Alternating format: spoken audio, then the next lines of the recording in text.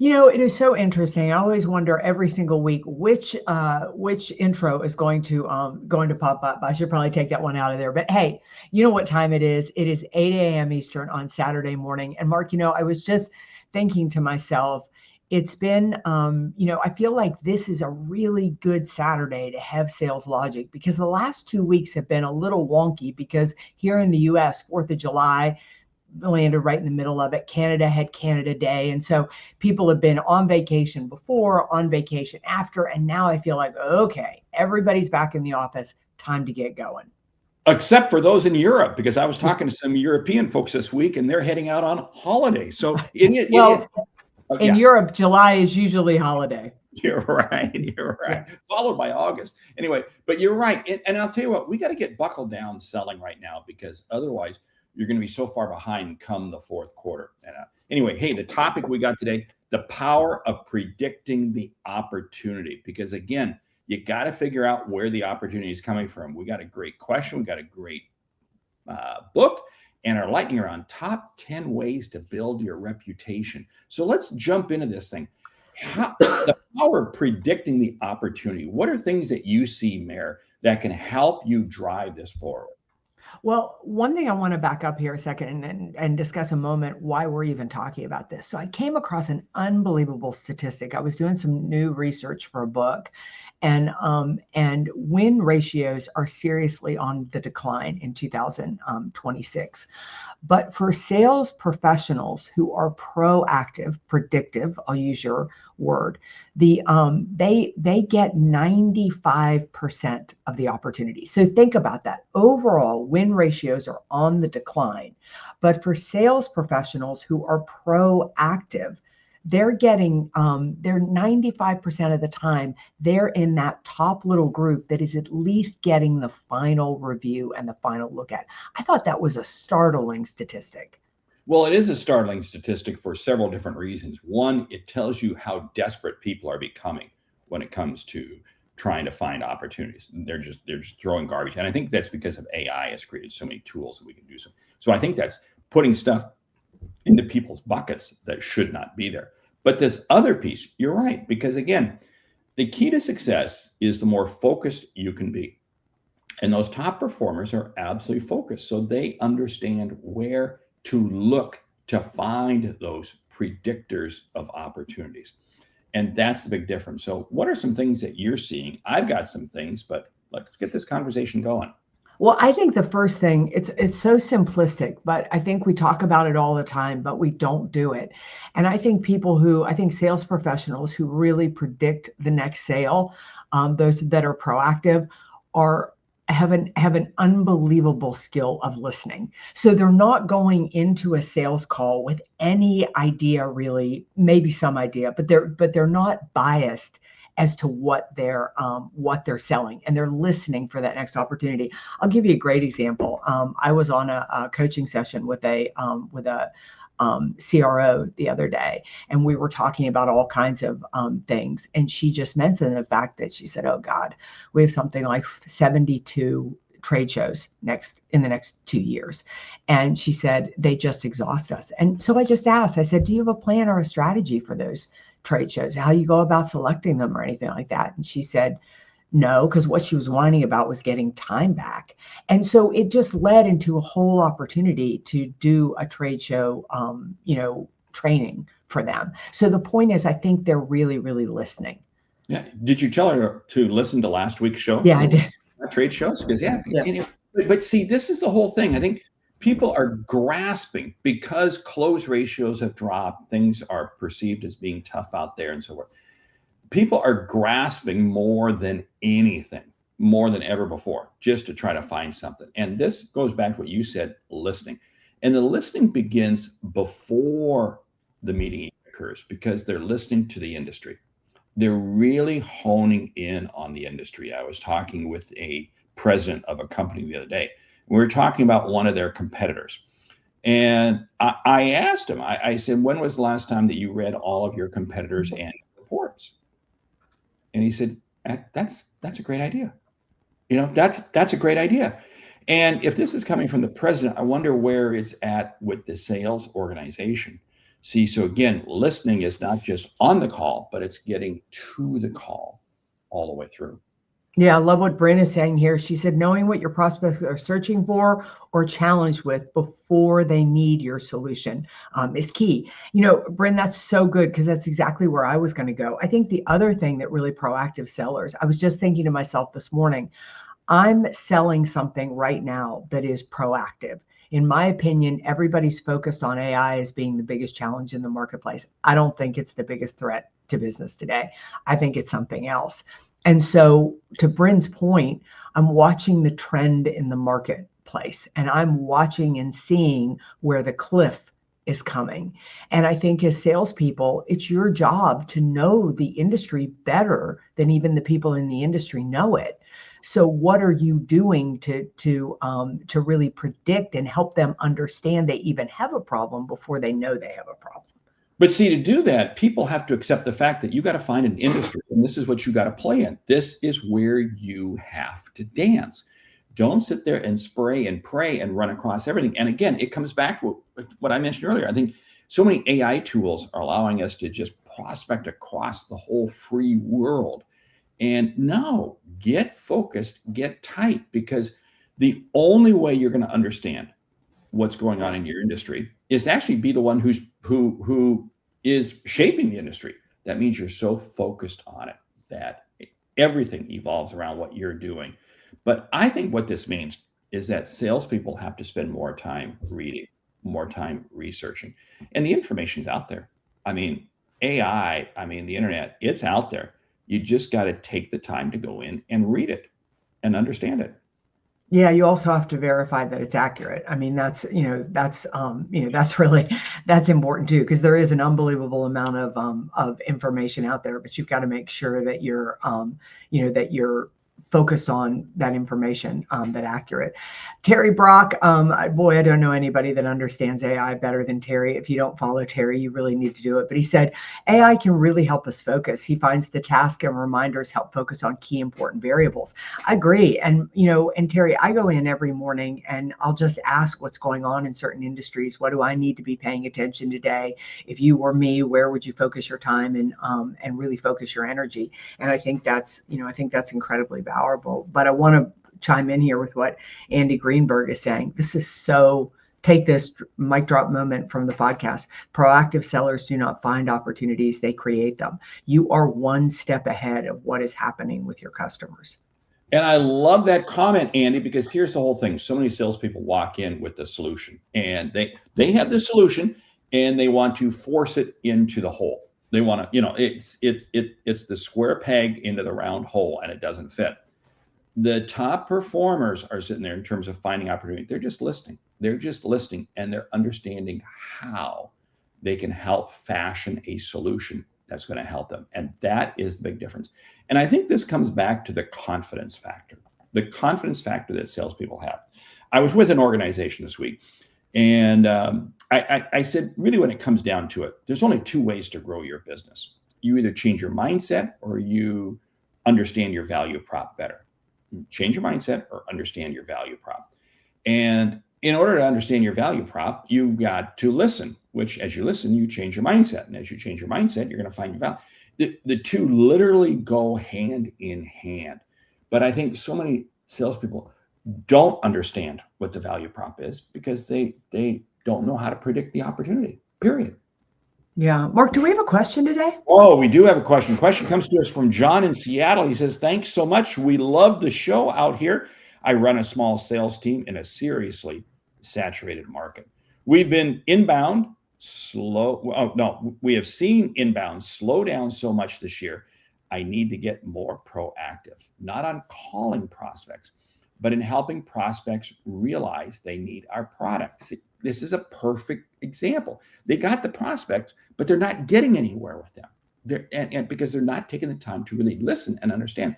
And I'm going to challenge John. John, are all of these prospects in a tight industry that you and your team really understand? I'm going to challenge you on that question, John. Yeah, I'm gonna push back on that a little bit, because I don't work in a specific industry. I work on solving a specific problem.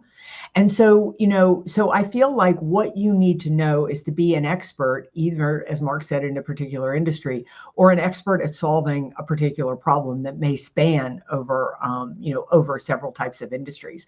But when I think about your sales team, if I wanted to move my sales team from being reactive to proactive, in fact, I'm getting ready to do this for a mortgage company. For 1 week, we have sent the salespeople out to do nothing but listen. In fact, we don't want to sell a product. They are to come back telling us everything that the customers complained about. If you want to be a proactive sales team, you need to shift how you think about the customer complaint. And you need to see customer complaints as the gift. Because when customers complain, they're telling you what isn't being serviced in the marketplace. They're giving you the proactive path. And if you solve that, you'll beat out the competition. Which tells us that we actually learn the solution the customer is looking for by simply listening to them. I love this comment from Lucky. He says AI as a guide and tool, but as a human, we are better in sales. It's so true. And that's why we stack both of those on top of each other. Don't allow AI to control your sales process. Allow AI to contribute to your sales process. Bill King, boy, we haven't heard from you in a while. Good to catch up with you. In addition to knowing your ideal client profile, I think knowing who to refer prospects to when they don't fit your profile helps you be an industry expert. That's how you raise your profile in the industry, because you may not be able to service everybody, but you pass them off to somebody who can. And that, again, is only being done by the confident salesperson out there, the one who's really listening and understanding the customer. Yeah, I also think, Bill, such a great comment, because I also think that's how you're proactive too, right? Like, being a proactive salesperson doesn't always mean that you're solving the problem that your customer has. Maybe they have a problem and it's not in your area of expertise, but you solve the problem for them, and they see you as that. They see you as that resource. They see you really, really as that expert. The other thing I'm going to tell our listener today with the question is, if I had to move my sales team, number one, I'd send them out and send them to listen and come back. And once you have all those complaints, once they have, gathered everything that your customers are whining about, look for the trend. Look for what is the common between customers, because that common thread is telling you what the biggest issue is, what the biggest need is, and where your biggest proactive opportunity is. And John, I want to share with you, have your salespeople go out and talk to some of your existing customers. Have them talk to 5 existing customers. What is the real benefit that you've been able to help them with? How have you been able to really move the dial with them? And you're going to use that knowledge that's going to help you learn new questions, and it's going to help you know how to respond differently to the prospects. And I think that's going to help you, because again, if you don't know where you're going, any road's going to get you to where you're going. Yeah. Hey, there's a real question that I've got, and that is, when do we know too much? I mean, is there a point in time where you can sit there and just ask and listen to the customer too much, and you really need to get into selling? Do you think there's? Yeah, oh, go ahead. No, I'm throwing it out there for you. Well, I definitely think that. I mean, we've all been on those sales calls, right? Where you're like, oh my God, salesperson, like you've been with somebody and you're like, frickin' transition this to whatever. So I'm going to answer this in kind of a wonky way. I mean, I don't think you can ever listen too much, but I think you need to listen in segments. Like, if they have an urgent need, a really big problem that needs to be solved, and you're down the rabbit hole in a conversation of what they want to do with the company in the next 5 years, you just missed the opportunity. Now, you still want to have the conversation of what they want to do in the next 5 years, but there's an urgent need on the table that you need to solve and you need to take care of. I like how you answer that, because I do think, I love the discovery phase, but you can stay in the discovery phase too long. Once you begin understanding what a potential solution is, you've got to start teeing it up. And I think it goes back to what you said. Then your learning is kind of coming in segments. Absolutely spot on with that. Yeah. It's great. Yeah, absolutely. And and you can have fun with those transitions. I mean, you can just say, I could say, "Oh my gosh, Mark, it is clear we have a lot to talk about. I'm really excited about this relationship, but I know the biggest need you've got right now. I know the thing that's, going to give you, peace of mind, save you a little bit of money. So let's talk about that one. I'm going to keep some notes, wrap this up. I'll follow back up with you." But like, you're setting up that next call, but you're taking care of, of what's on fire for the client. See, that's one of the most basic ways that we can do discovery and learn new information is on the next call, you loop back and you bring something that they shared previously and you bring it back into the conversation now. That is so good because it does two things. One, it does allow you to gain more information, but it tells the customer, wow, she actually listened to me.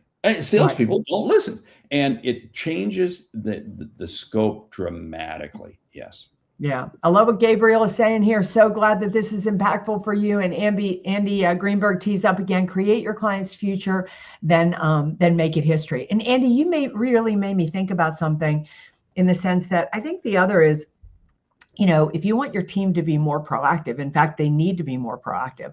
I don't know what your top 20% of your clients are, but those accounts need to be proactively managed, because the moment that somebody gives you their business, they're giving you their trust. And I always say that the worst thing that can happen to you is not that you don't get a sale. It's that your existing customer finds out about a product or service they need from somebody else other than you. And you never, ever want that to happen. Hey, I got to put that comment back up there because that last word, history. Andy, I know, Andy, you don't mean this, but people may interpret it. You're not saying that, you sell the customer once and then you walk away from them and they're in the history books. No. Andy, you know it better than anybody. You never close a deal, but you open a relationship. Spot on. Great comment. See, this is the whole thing. When you understand your customers better, it is amazing at what can happen and what will happen. But again, you can't go into a call without doing two things. One, having done the research ahead of time, which is easier than ever now. Hello, because AI is out there. But of course, go back to what Mary said, you got to double check and verify information. And two, developing the questions that you want to ask, and then shut up and listen. Yeah. Yeah.